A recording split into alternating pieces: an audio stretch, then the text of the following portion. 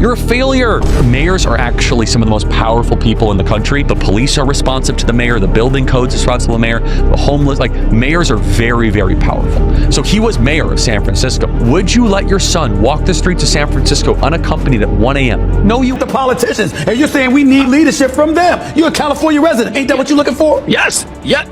Listen, she got my vote, and she damn sure has my money. Yeah. When the worlds of sports, hype, and political chaos collide, you get Stephen A. Smith and Charlie Kirk gunning for Gavin Newsom like he's the unwitting final boss in a game nobody wanted to play. One's voice could wake the dead, the other's throwing political barbs like dodgeballs, and Newsom. Let's just say even California's sun can't compete with this meltdown. It's messy, loud, and utterly addictive pure popcorn drama. Looks the part. He looks presidential in them damn blue suits, no doubt about it. He's sharp as a tack. He's smart as hell. But on far too many occasions, when he was spewing out facts, it was rife with emotion. Instead of addressing the facts that the right was throwing in his direction to debunk anything that he had to say. But we forgot to mention that to Bill Maher. Before we dive in, hit that like button and subscribe. You won't want to miss this. Gavin Newsom has pulled off a rare political trick. He's both California's dreamer and its disaster. On one hand, he's the GQ governor. Slick hair, sharp suits, endless confidence.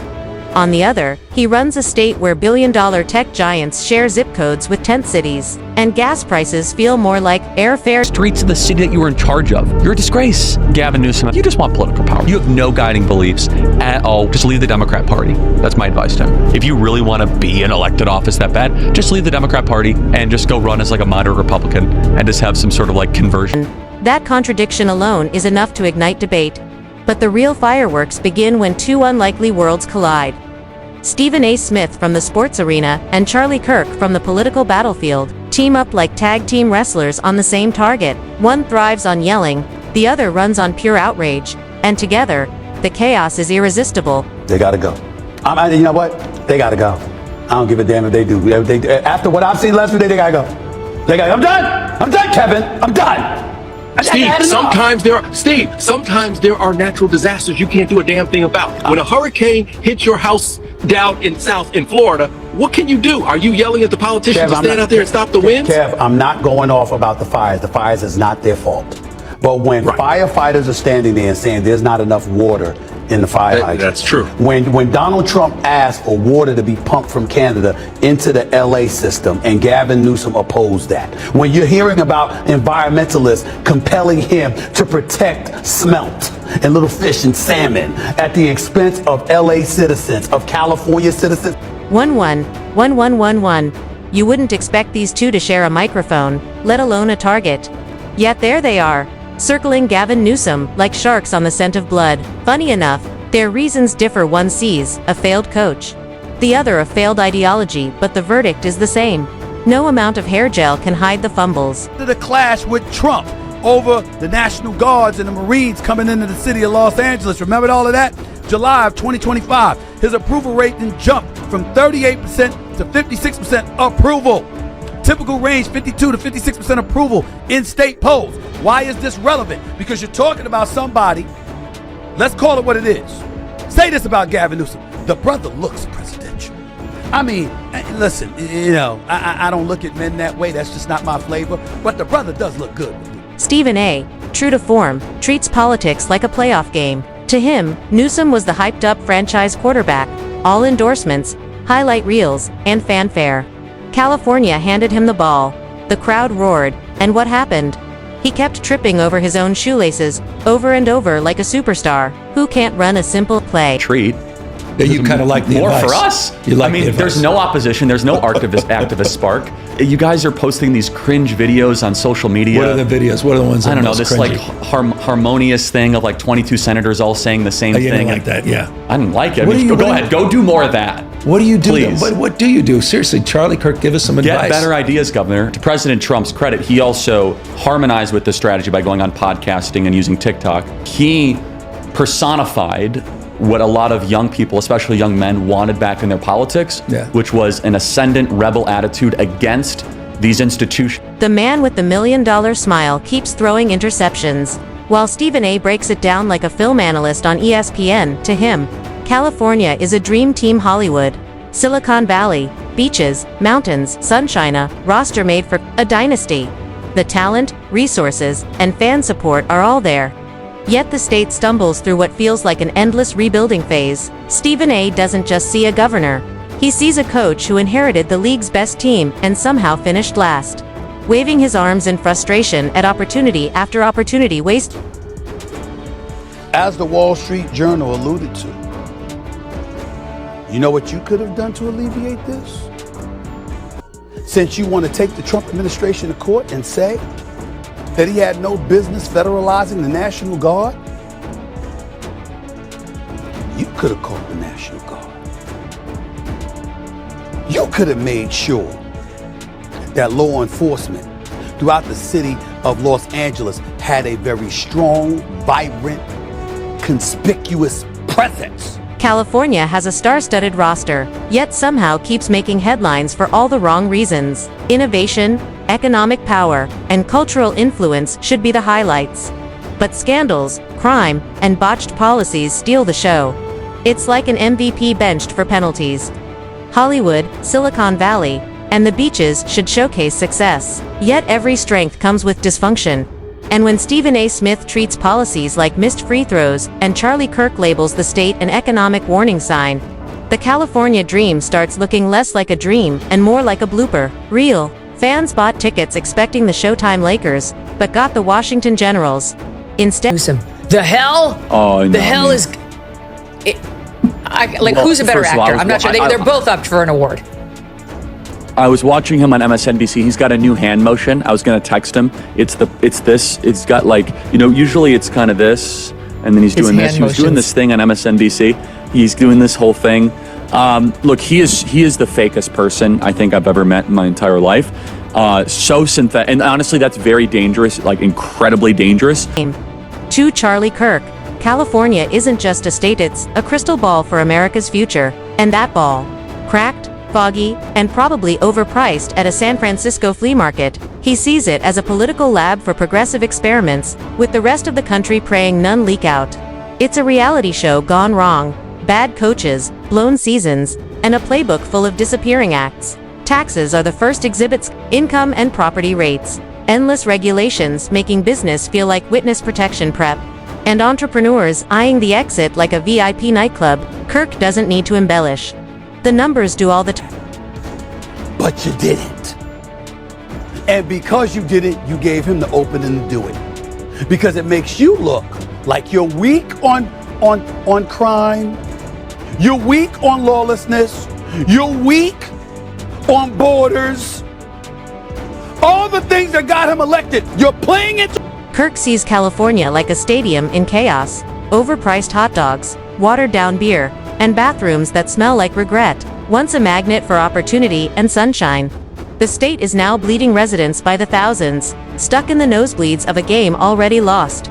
He points to a leader obsessed with appearances while the state resembles a blooper reel, like a quarterback bragging on Instagram while the team misses the playoffs. The real spectacle. When Stephen A.'s fiery outbursts collide with Kirk's calm, analytical breakdowns. One shouts about missed layups, the other lays out stats proving an entire season of bricks. The rhythm is to alleviate this. Since you want to take the Trump administration to court and say that he had no business federalizing the National Guard, you could have called the National Guard. You could have made sure that law enforcement throughout the city of Los Angeles had a very strong, vibrant, conspicuous presence where it might have alleviated the possibility of him calling in, meaning Trump calling in the National Guards and the Marines. You could have done that, but you didn't. Stephen A. fires off a fumble on the 1-yard line metaphor, and Kirk counters with hard numbers on families fleeing California. It's like a Marvel DC crossover, but instead of superheroes, two wildly different personalities roast the same politician from opposite angles. Stephen A. rages at the incompetence. How do you have every resource and still fail? Kirk panics at the ideology. How can those losses be called progress? Together, they're a roast duo exposing not just one state's mess, but a warning for the nation. Kirk frames California as an unwanted app, updates sky-high taxes today, rolling blackouts tomorrow, and housing prices that make monopoly. Donald Trump's approval rating. Gallup polls, July 2025, 37% approval, the lowest of his second term. Pew Research, August of 2025, which we're still in, 38% approval, with 60% disapproval. Reuters/Ipsos, July 2025 poll, 40% approval, also marking a low point. Approximate range is 37 to 40% approval. Meanwhile, Gavin Newsom's PPIC, February 2025, 52% of Californians approve of his job performance, 55% among likely voters. 7. Stephen A. doesn't need the political details, he sees it like sports. If your star keeps fumbling, why build your team around him? The absurdity is obvious. The bigger question lingers. Is Newsom just flubbing locally or practicing for the national stage? Between Stephen A.'s furious commentary and Kirk's sharp policy breakdowns, California becomes a cautionary tale, live-action blooper reel for the nation. Press conferences sparkle, speeches shine, but underneath, the foundation looks held together with duct tape and optimism. Comedy, tragedy, and a warning for America all. It wasn't really even sure what I was going into, right? Because at the front end, it was like, hey, there'll be no, gotcha questions. It'll just be a discussion, which was largely true. And secondly, when you arrive and they tell you all this stuff, they're like, oh, his son is a fan and all that. It was like so over the top, like charm offensive. I was like, are you going to want to become a member of Turning Point or something, Governor Newsom? It was like it was like almost like nauseatingly positive, right? Mm-hmm. That in that way, it was very. 1. The story isn't just that Newsom is that two voices who shouldn't even share a panel are suddenly united in saying he's the wrong man at the wrong time with the wrong playbook. Stephen A. yells it from the sports pulpit, while Kirk breaks it down with charts and data. Together, they turn California's dynasty roster into a bottom-of-the-league punchline. Will America buy tickets to this rerun, or finally look at the scoreboard and say, no thanks? Stephen A. treats it like crunch time. Legends rise, careers flame out. California had every advantage, home field superstar roster, envy-inducing payrolling, yet somehow trails like a team that never showed up to After the clash with Trump over the National Guards and the Marines coming into the city of Los Angeles, remember all of that?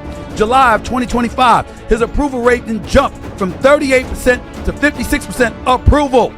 Typical range, 52 to 56% approval in state polls. Why is this relevant? Because you're talking about somebody, let's call it what it is.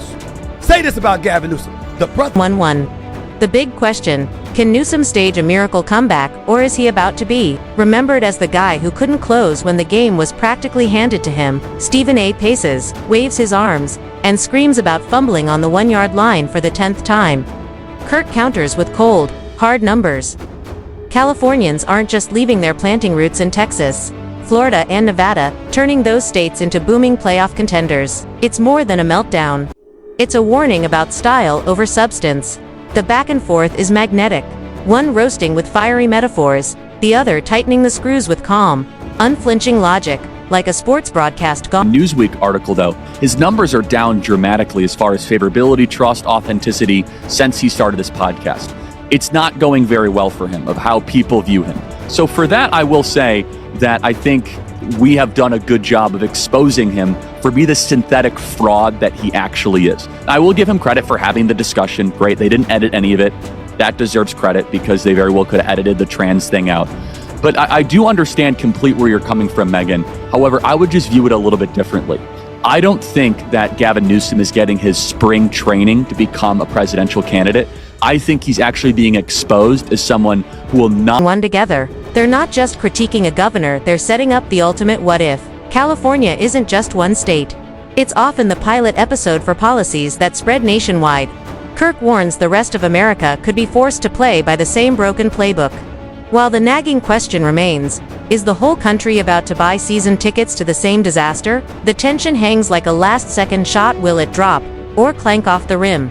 By the end, Stephen A. has viewers laughing at absurd missed layups. Kirk has them nodding at grim migration stats. And together they've built a story that feels like a teaser trailer, outrageous, hilarious, and unsettling all at once.